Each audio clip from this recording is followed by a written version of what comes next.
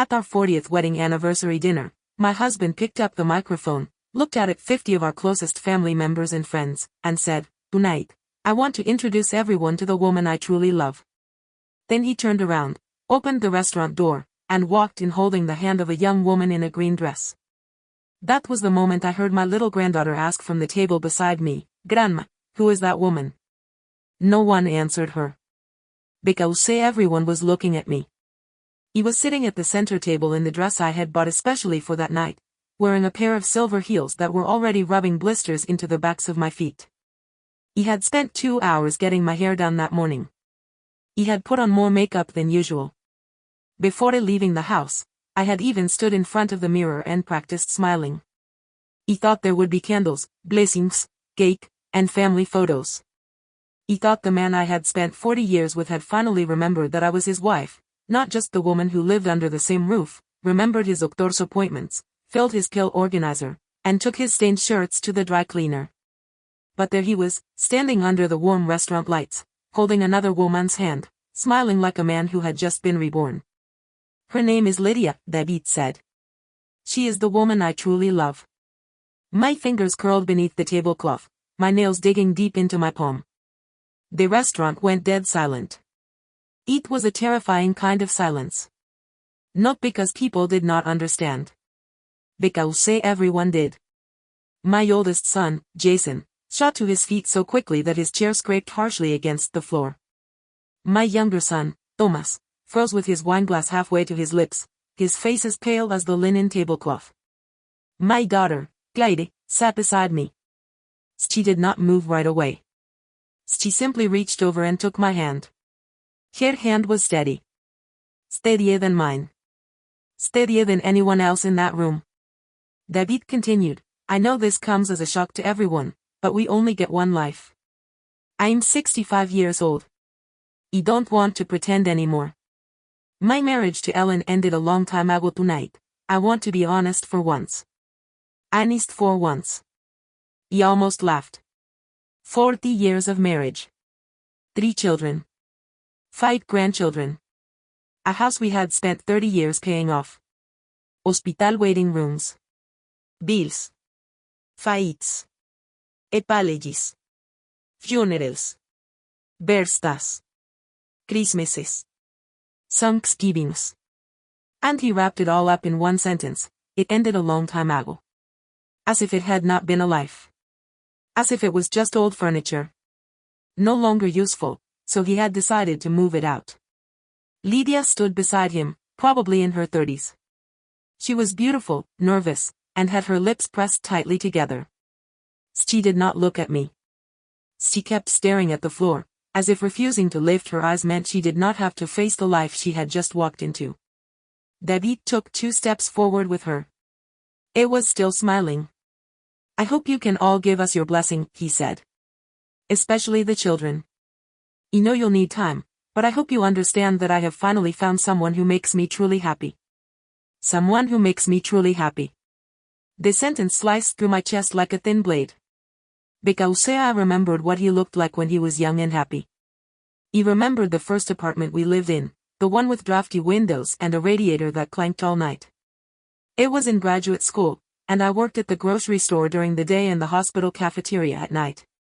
He remembered him eating cold macaroni at our tiny kitchen table and saying, "When I make it, you won't have to work this hard anymore." He remembered the first time his business failed, when he sat in the garage and cried like a child. He sat beside him without saying a word and stayed there until morning. He remembered the year his mother died. After the funeral, he locked himself in the bathroom, and I stood outside the door for half an hour, waiting for him. He had a fever that day.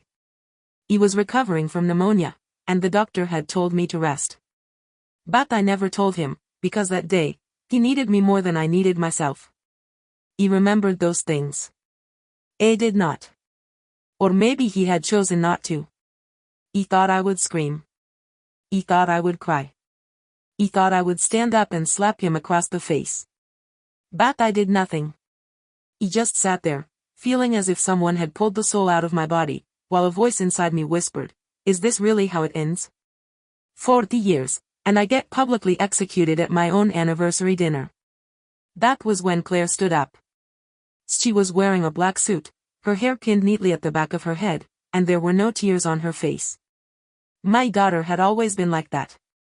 The more frightened she was, the calmer she became. When she was 12 and broke her arm, she walked into the kitchen and told me, "Mom, I think we need to go to the hospital." Her face had looked exactly the same then. So calm it broke my heart. She walked up to David and held out her hand. "Dad. Give me the microphone." David frowned. "Claire, now is not." "Give me the microphone," she repeated. Every person in that restaurant was watching them.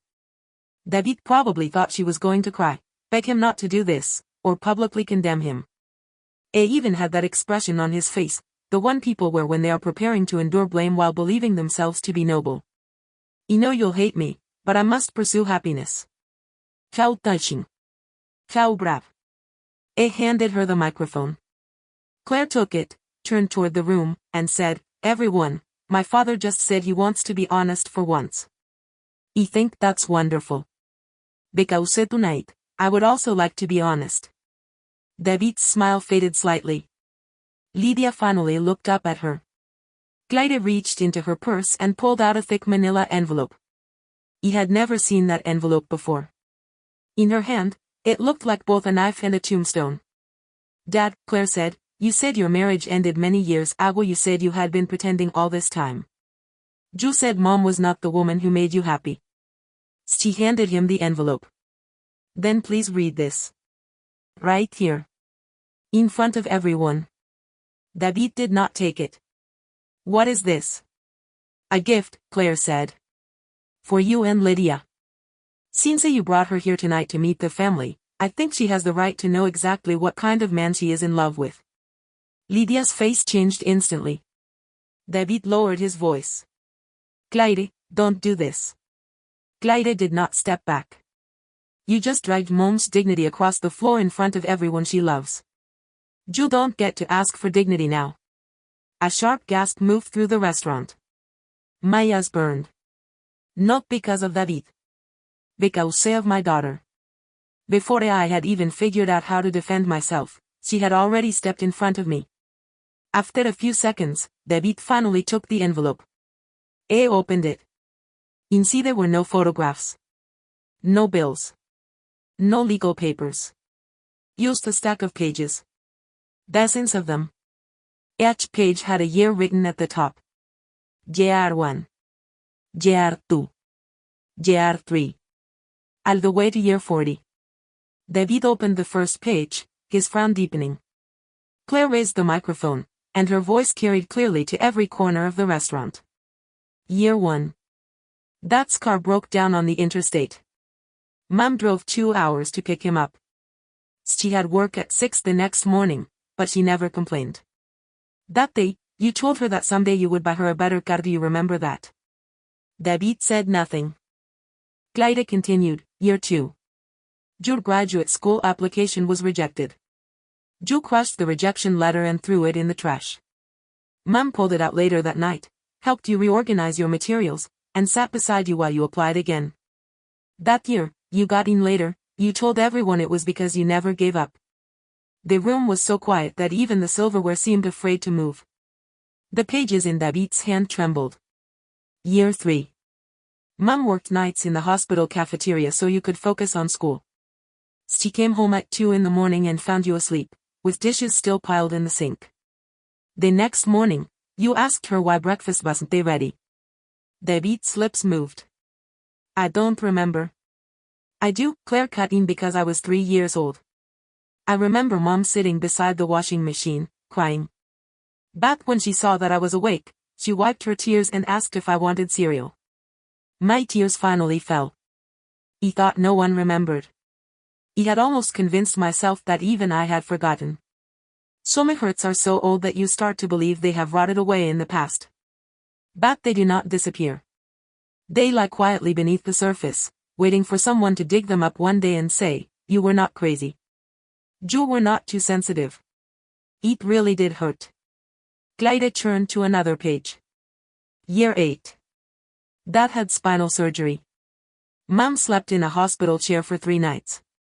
She didn't they shower. She barely ate. She was afraid you might wake up in pain and find no one there. When you opened your eyes, the first thing you asked was, when will the doctor let me go back to work? Joe never asked whether she was tired. David lowered his head. Lydia looked at him, and for the first time, there was doubt in her eyes. Clyde did not stop. Year 11. Your first business failed, and you owed more money than we could afford. Mom cut our Christmas budget down to $20. She told us we were having a homemade Christmas that year. The truth was, there was no money. The gift Dad gave her that year was a coffee mug from a gas station. She used it for 17 years. Someone in the back whispered, "Oh my God." He recognized the voice. Marjorie, my best friend. She had a tissue pressed to her mouth, her eyes red.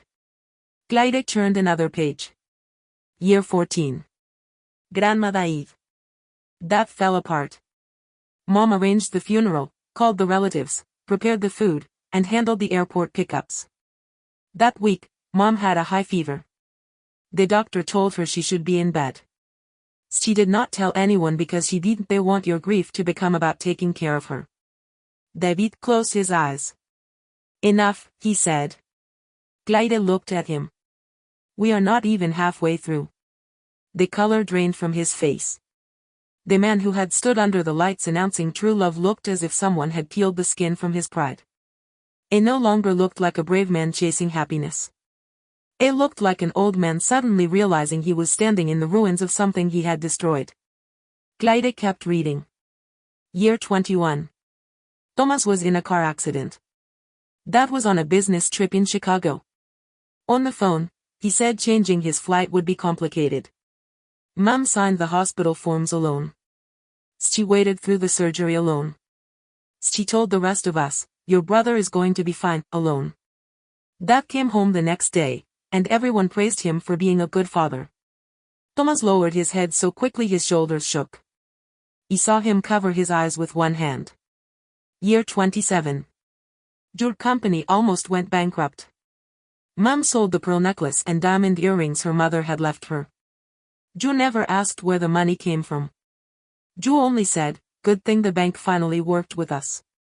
David finally looked at me. There was something in his eyes I had not seen in years. It was not love. It was not regret. Not yet. It was closer to fear. Fear that the story he had been telling himself all these years was false. Fear that he was not the poor man trapped in a dead marriage, but a man who had been held up, loved, forgiven, and protected by someone he had stopped seeing. Clyde closed the stack of pages. There are more, she said. Every year has a page. Mom never brought these things up because she is not the kind of woman who keeps a ledger of sacrifices. Her way of loving you was to do what needed to be done and then say, it's fine. Then she turned to Lydia. What you heard tonight is my father's new version of the story. It will tell you he was trapped in a loveless marriage. It will tell you he finally found himself. It will tell you he only wants to be happy. Lydia's lips had gone pale. Clyde continued, but you should know that the marriage he claims trapped him was a life my mother held together for 40 years. The man who can wear a nice suit, bring you to expensive restaurants, and talk about a second chance at life is not brave. It is standing on the life of a woman who spent 4 decades behind him, catching everything he refused to face. David's voice cracked. Clyde, please. Dime, he said please. In 40 years of marriage, I had rarely heard David beg anyone. He had always been proud. Even when he was wrong, he made his mistakes sound reasonable. But in that moment, he looked like he might collapse. Clyde was not moved by his fragility. She pulled out the final page. Year 40, she said. He stopped breathing. She looked down once, then read. This year, Dad planned to announce his divorce at his 40th wedding anniversary dinner. He believed that if he framed himself as a man pursuing true love, everyone would forget that he was not leaving a failed marriage. It was leaving the woman who had carried his life beside him. David went completely still. This year, Claire continued, Mom bought a new dress, got her hair done, and practiced smiling in the mirror. Because she thought that after 40 years, you had finally seen her again. My vision blurred completely. He did not want to cry. He truly did not. He did not want David to see how deeply he had wounded me. He did not want Lydia to see me as some abandoned old woman. But I could not stop it. Because that sentence was too accurate. He thought you had finally seen me again. He thought. Clyde lowered the paper. Dad, you can leave. You can choose her. You can even start over. But you do not get to leave with a lie. You do not get to rewrite Mom's 40 years of life as your prison. She was not your prison. She is the reason you are still respected today. Someone in the restaurant started crying. Not quiet sniffling. Real crying. He heard an old friend whisper, Ellen, I'm so sorry. He did not know why she was apologizing. Maybe because she had seen too much and said nothing. Maybe because women do that. We learn to swallow other people's silence along with our own. David stood there, holding those pages. He turned to Lydia, as if hoping to find support in her face. But Lydia had already let go of his hand. She stepped back.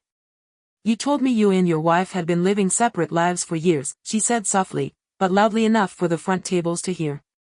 You said she was cold. You said your children understood. David panicked. Lydia, it's not like that. He used. You said she ruined your life. Lydia looked at me, her face full of embarrassment, almost shame. You didn't say she carried it for you. David reached for her. She moved away. That one movement landed harder than any slap. Then she picked up her purse and walked toward the door. No one stopped her. At the door, she paused and looked back at me. I didn't know, she said. He could not tell if it was an explanation or an apology. He did not answer. Because some versions of I didn't know do not pull the knife out of someone else's chest. Lydia left. When the door closed behind her, David looked 10 years older. He stared at the door, then turned to me. Ellen. He spoke for the first time that night. My voice was calmer than I expected. Don't say my name. He froze. He slowly stood up. Clyde came to my side immediately and held my arm. Jason came over. Thomas came too.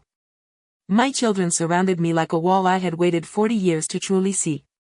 David whispered, I never meant for this to happen. And for the first time, I understood that this had always been his greatest problem. He never meant for things to get bad. He simply let everyone else carry the consequences. He picked up my purse and said, but it did happen. Then I walked out of the restaurant. He did not slam the door. He did not scream. He did not give him some dramatic ending he could retell later. He simply left. The night air was cold. The parking lot lights turned the pavement pale. My high heels clicked against the concrete, and every step hurt. Clyde held my arm. Jason walked on my left. Thomas walked on my right. They moved around me like they were escorting someone away from the scene of an accident. Maybe they were. Once I got into the car, I finally broke. Not graceful crying. Not quiet tears. I folded in on myself as if something inside my chest had been ripped open. I sobbed so hard I could barely breathe, my fingers gripping the seat belt as I kept saying, 40 years, Clyde. 40 years. Clyde did not tell me not to cry. Americans love to say, you'll be okay. But in that moment, she did not give me empty comfort. She just held me and said, I know, Mom. I know. Outside the window, shadows moved behind the restaurant glass. He did not know whether David was still standing inside. He did not want to know. After a long while, I asked Claire, how did you remember all those things? She was quiet for a moment. Some of them I remembered. Some Jason remembered. Some Thomas remembered. Some Grandma told me years ago and some I found in old boxes. Old boxes. The blue shoebox on the top shelf of your closet, she said. There were bills, cards, hospital parking tickets, old photographs, and letters you wrote but never sent. My heart clenched. 12 letters. He had almost forgotten them. When I was younger, whenever I felt too hurt to speak, I wrote letters. Letters to David. Letters to my mother after she died. Letters to the future version of myself. When I finished, I never mailed them. He never showed them to anyone. He folded them and put them in that shoebox, as if pain could be neatly tucked away. He thought I had hidden them well. But my daughter had seen them. I didn't mean to read them, Claire said quietly. I found them when I was helping you look for insurance paperwork. He read one, and then I understood how much you had swallowed all these years. He did not blame her. He was grateful. Because without her, I might still be sitting in that restaurant, listening to David describe me as the shadow over his life, wondering whether maybe he was right. The saddest thing about a woman being betrayed is not the betrayal itself.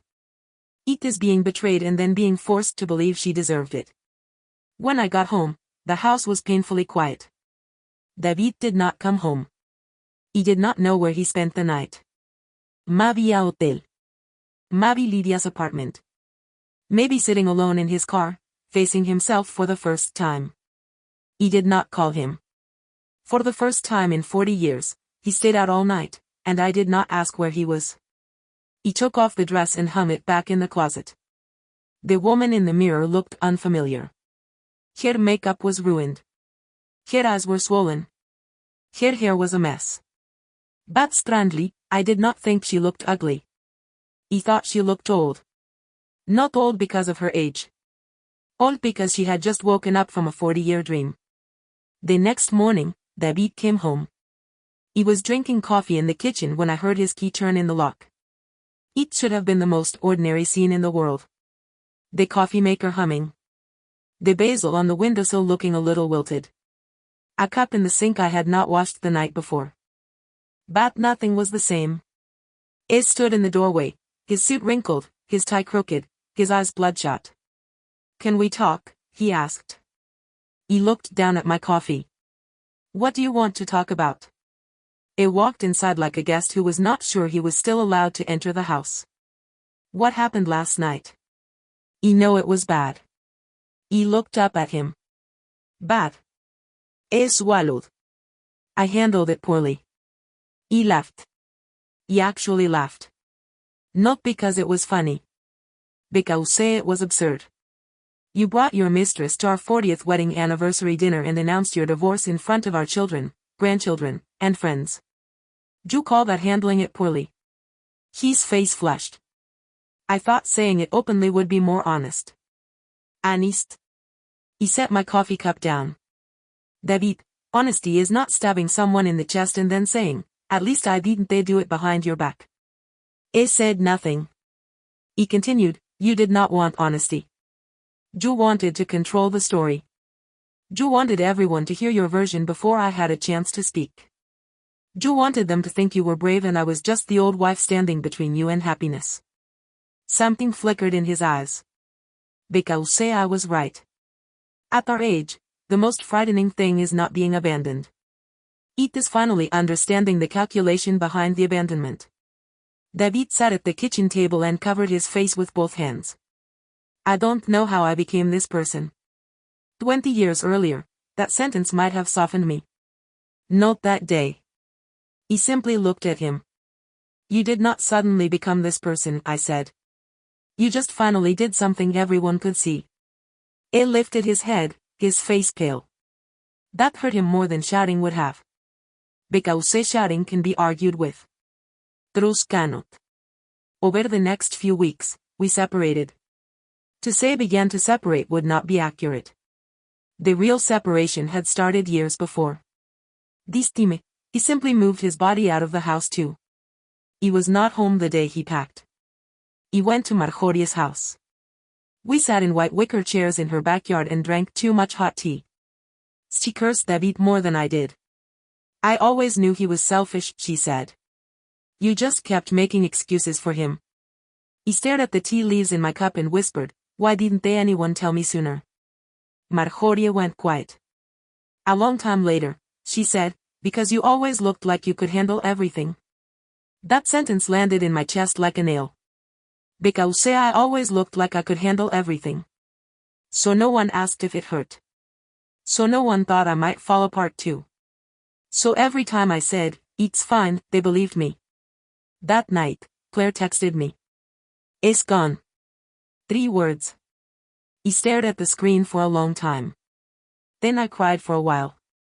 After that, I went into the kitchen and made myself a bowl of soup. Not for the children. Not for David. Not for guests. Just for me. The soup tasted a little bland. But I finished all of it. The divorce moved forward more peacefully than I expected. David did not fight me for the house. Maybe it was guilt. Maybe the children pressured him. Maybe he finally understood that if he tried to take the house too, there would be nothing left of him. In the Labjer's office, we sat at opposite ends of a long table. It looked tired. It was wearing the blue shirt I used to love on him. He had bought it for him 10 years earlier, and he always said it was too formal, that he did not like wearing it. Now, seeing it on him felt like a very late joke. As the lawyer read through the papers, I stared at the grain of the wooden table. Suddenly David said, "Ellen, it's not true that I never loved you." My hand stopped moving. The lawyer stopped too. He did not look at him. "I know," I said. He seemed relieved. But then I added, "That is the cruelest part." He did not understand. He knew he did not. If someone never loved you, many things become easier to explain. You can call him cold. You can say it was wrong from the beginning. You can tell yourself you simply chose badly. But he had loved me. When we were young, David truly loved me. He had once bought me medicine when I was sick. He had once paced outside the delivery room in panic. He had once held me under a Christmas tree and said we were going to build a beautiful life together. So the deepest pain was not that he had never loved me. It was that he had loved me, then slowly turned my sacrifices into background noise, my presence into furniture, and my forgiveness into something he assumed would always be there. And in the end, he still wanted to call it pursuing happiness. That afternoon, after the papers were signed, I stepped out of the Labjer's office into sunlight so bright it hurt my eyes. Claire was waiting by the car. She did not ask how I felt. She simply handed me a cup of coffee. 2 creams, 1 sugar, she said. I took it, and my eyes filled again. Because David had not remembered how I took my coffee in years. But my daughter remembered. Life is cruel that way. And tender that way too. It takes something from you in one place, then reminds you somewhere else that you have not been forgotten by the whole world. David and Lydia did not last through the winter. He did not go looking for that information. Thomas told me. It was a Sunday morning, and I was pruning roses when the phone rang. His voice was careful. "Ma'am, I thought you should know. Dad moved out of Lydia's place. He cut off a dead bloom." "Oh. Are you okay?" He looked at the dirt on my gloves and thought about it. "I don't know," I said. "But I'm not as sad as I thought I would be." That was the truth. I am not a saint. I admit that when I heard they had broken up, there was a flash of satisfaction inside me. Not because I wanted Lydia to suffer. But because I finally saw that happiness built on a lie does not stand for long. Later, I learned that Lydia left him because she realized David was not the man she thought he was. He forgot promises. He shut down under stress. He left his emotions for others to clean up. He wanted a woman to admire him, care for him, understand him, and forgive him, without turning around to see her in the same way. Young love can survive for a while on dinners, flowers, and hotel rooms. Real life cannot. Real life asks harder questions. Who washes the dishes? Who remembers the medicine? Who stays when your temper turns ugly? Who hides your shame so the world does not laugh at you? Lydia did not want to become a second version of me. He did not blame her. If she was smart, she was right to run. Near the end of spring, David came to see me. It was evening when the doorbell rang. He was in the kitchen baking bread. The sunset came through the window, turning the table gold. That table had been with us for more than 30 years. It had seen homework, birthday cakes, bills, arguments, and David sitting across from me saying he wanted our anniversary night to be perfect. He opened the door. I stood outside with no flowers and no gift. That was good. If he had brought flowers, I might have shut the door in his face. Can I come in? He asked. He stepped aside. I sat at the kitchen table, hands resting on his knees like a man at a job interview. We were silent for a long time. Finally, he said, I finished reading the envelope. He did not answer. All of it, he said. More than once.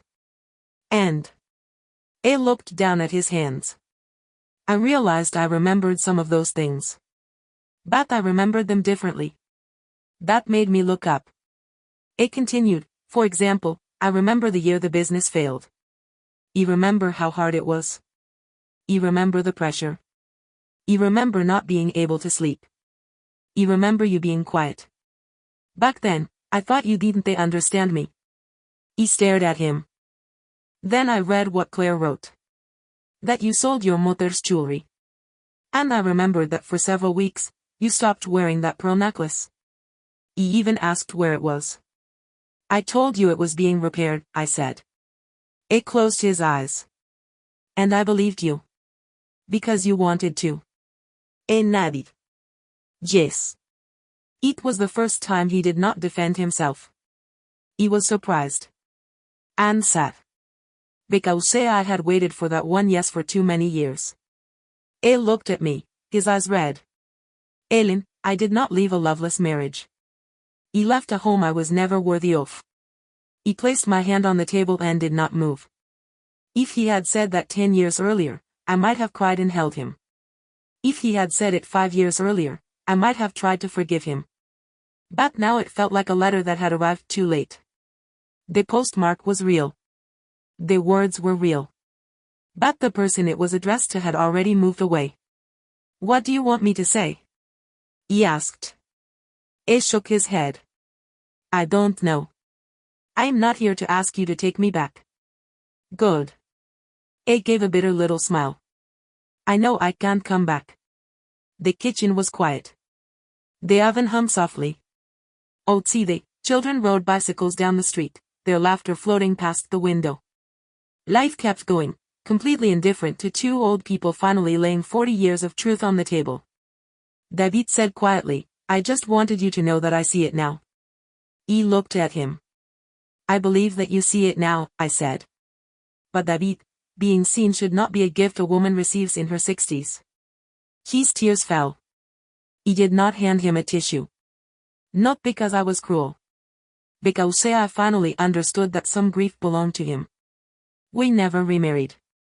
At first, the children were careful around us, as if walking across thin ice. They were afraid mentioning their father would hurt me. They were also afraid being too cold to him would hurt me. Eventually, I told them, you can love him. He is your father. But do not ask me to pretend he did not hurt me. They all looked relieved. American family gatherings are often like that. Noisy and warm on the surface, with things underneath that no one wants to touch. At Thanksgiving, David came. He brought a pumpkin pie and set it on the kitchen counter like a guest who did not know where to put his hands. He did not ask him to leave. He did not hug him either. We were like two people who had once shared an entire continent and now only nodded at each other across a border. At dinner, my youngest grandson smeared mashed potatoes everywhere. David instinctively looked like he was about to scold him. I gave David one look, and he closed his mouth, picked up a napkin, and helped wipe the table. Gladys sat beside me and lowered her head to smile. It was not a victorious smile. It was the smile that comes after exhaustion. After that, David sometimes came by to repair small things. The porch light went out. The kitchen faucet leaked. The garage door stuck. Every time, he texted first, polite as a neighbor. 11. After fixing the garden fence, he stood in the yard for a long time. The tomatoes look good this year, he said. He was picking basil leaves. They do. You used to say I overwatered them. You did. He smiled a little. So did I. It was a small, brief moment, like a leaf touching the surface of water. It was not reconciliation. It was not a new beginning. It was simply two people who had finally stopped lying, standing in the same old garden and admitting, we had lived here together, and that had been real. That was enough. He never threw away the deep blue dress. It hangs in the back of my closet beside winter coats and sweaters I no longer wear but cannot bring myself to donate. Sometimes I open the closet and look at it. At first, it felt like evidence. Proof that I had been humiliated, that I had sat in front of everyone I loved and listened while my husband announced he loved someone else. Later, it felt like a scar. A reminder of how badly that night hurt, and also a reminder that the pain did not kill me. Eventually, it became a flag. Because when I wore it into that restaurant, I was still a woman waiting for her husband to see her. And when I wore it out of that restaurant, I became a woman finally seen by her daughter, by her children, and by herself. Last month, Claire came to visit. She was as busy as always. Her phone kept buzzing, work emails coming in one after another. But she brought my favorite lemon pie, kicked her shoes off by the door like she did when she was a child, and sat with me in the kitchen to drink tea. She looked tired. He suddenly remembered her standing in that restaurant, holding a microphone, speaking all the words I had never said out loud. Were you scared that night? He asked.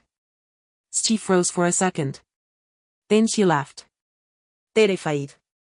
He laughed too. She looked down into her teacup and said softly, I was afraid you would be angry with me. He was afraid you would feel even more humiliated. He was afraid Dad would hate me. He was afraid everyone would think I was too harsh. Then why did you do it? She looked up at me. Because I saw your face. He said nothing. When he walked in holding that woman's hand, your face, she stopped, her eyes turning red. Ma'am, you looked like you had shattered. But you were still trying to stay dignified. He couldn't stand it. He thought if no one told the truth that night, you might spend the rest of your life wondering if maybe you really were the problem. My throat tightened. I would have. She reached across the table and took my hand. Then I did the right thing. He nodded. You did. That afternoon, before she left, I took out the blue shoebox. Inside were the old letters, ticket stubs, hospital parking slips, cards the children had drawn when they were small, and the 40 pages Claire had written. He took the pages out and placed them on the table. Do you want to keep them? She asked. He thought for a long time. No, I said. I want to burn them. Clyde looked surprised. Are you sure? Yes. We went into the backyard. The evening light was soft, and the air smelled of grass and soil. I found an old metal bucket and placed the 40 pages inside. Clyde handed me a lighter. When the flame caught, my hand trembled. The years, the hurts, the sacrifices no one had seen, curled page by page, blackened, glowed, and became ash. He did not cry. Clyde stood beside me and said nothing. He knew burning them did not mean those things had never happened. They had happened. They shaped me. They hurt me. But I did not want to spend the rest of my life living beside a stack of accusations. He had already been proven. He had already been seen. He did not need to hold evidence every day to prove I was worthy of love. When the pages had burned away, the wind lifted a little ash onto the hem of my skirt. Clyde gently brushed it off. Are you okay? She asked.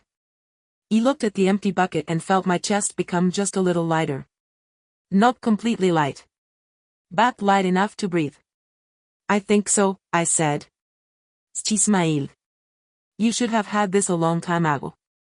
Maybe, I said. But some women take a long time to stop apologizing for someone else's selfishness. Clyde hugged me. She was no longer the little girl I used to lift into my arms. She was a lawyer, a mother, and the woman who had taken a microphone in a restaurant and given me back my own life. But when she hugged me, I still smelled the faint scent of shampoo in her hair, just like when she was a child. That was when I understood that my life had not ended at that anniversary dinner. It had only changed narrators. For years, I had told our story from David's side. How hard he worked. How much pressure he was under. How difficult it was to build a business. How devastated he was when his mother died. How much understanding he needed. How much space he needed. How much time he needed. He had written myself as a supporting character. As the background. As the woman who could always wait a little longer, endure a little more, let one more thing go. But now I could finally begin the story with myself. He had been young too. He had been beautiful too. He had dreams too. He had been tired. He had been hurt. He had been disappointed. I was not an old chapter in someone else's life. He was the whole book. A few weeks later, David came to our granddaughter Lily's birthday party. Lily wore a pink dress and ran around the backyard with frosting all over her face. David stood under the tree, watching the children laugh. It was quieter now. Gentler though. Near the end of the party, he came to stand beside me. Claire told me you burned the pages, he said. I did. In David, his expression complicated. I kept a copy. He looked at him. He gave a sad smile. Don't worry. Not to argue with it. I just think I need to remember. He studied his face. Remember what? He looked toward the children running across the yard. That I did not get all of this from nowhere. For a moment, I did not hate him.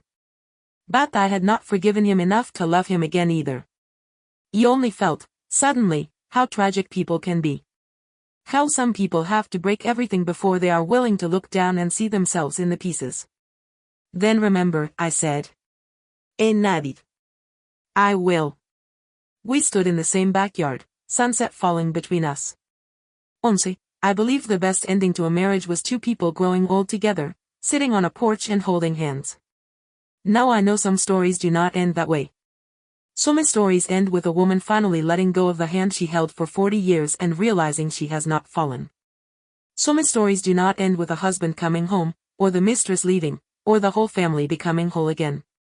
Some stories end when you finally hear your own voice. When you finally trust your own memory. When you no longer need the person who hurt you to admit you were hurt before you allow yourself to say it. That night, after the guests left, Claire stayed to help me clean the kitchen. She loaded plates into the dishwasher while I wiped the table. We moved together easily, the way we had when she was a little girl standing on a chair, handing me spoons. Mom, she said suddenly. Yes. What do you want to do now? The question stopped me. For 40 years, almost no one had asked me what I wanted to do. They asked what was for dinner. How we were handling the holidays. Whether the bills were paid. What time the children needed to be picked up. When the doctor appointment was. But what do you want to do? The question felt like it had fallen out of another life. He thought for a long time. I want to go to Maine and see the ocean, I said. Glyde turned toward me and smiled. Then go. Alone? You can go alone, she said. Or with me. Or with Marjorie. The point is, you don't need anyone's permission. He looked down and smiled. She was right. I did not need Anjona's permission. 2 months later, I went to Maine. Marjorie came with me. We rented a little car, drove along the coast, ate too many lobster rolls, and stayed 3 nights in a small inn. One morning, I walked down to the water by myself. The wind was strong and tangled my hair. I stood there, watching gray blue waves break against the rocks, and suddenly thought of my 22-year-old self. The girl who believed in love. The girl who believed in promises. The girl who believed that if she worked hard enough, she would be cherished. He did not think she was foolish. He only felt tenderness for her. She had done everything she could. She had loved honestly. She had stayed for a long time. She did not deserve to be laughed at. And she did not deserve to be forgotten. He whispered into the sea wind, you did well. No one heard me. But I heard myself. And that was enough. When I got home, I took the deep blue dress to the dry cleaner, then hung it back in my closet. This time, I did not hide it in the back. I hung it where I could see it. Not to remember David. Not to remember the humiliation. But to remind myself that I had worn that dress into a betrayal, and I had worn it out of someone else's lie. He did not lose my life that night. He took it back. Now, when people ask me what was left after 40 years of marriage, I do not say hatred. Hatred is too exhausting. I do not say regret either. Of course there is regret, but it does not deserve to take up the whole room. I say truth remained. The hands of my children surrounding me remained. My daughter's voice on the microphone remained. The bowl of bland soup I made for myself in my own kitchen remained. The morning I stood by the ocean and told my younger self that she had done well remained. Some stories do not end in reconciliation. They do not end in revenge. They do not end with someone kneeling in the rain begging for forgiveness. Some stories end when you finally understand that just because someone forgot what you gave does not mean it had no value. Just because someone failed to see you does not mean you did not exist. Just because someone did not cherish you does not mean you were not worth cherishing. And sometimes, the most overdue gift life gives a woman is not making the man turn back. It is helping her finally turn around and see herself.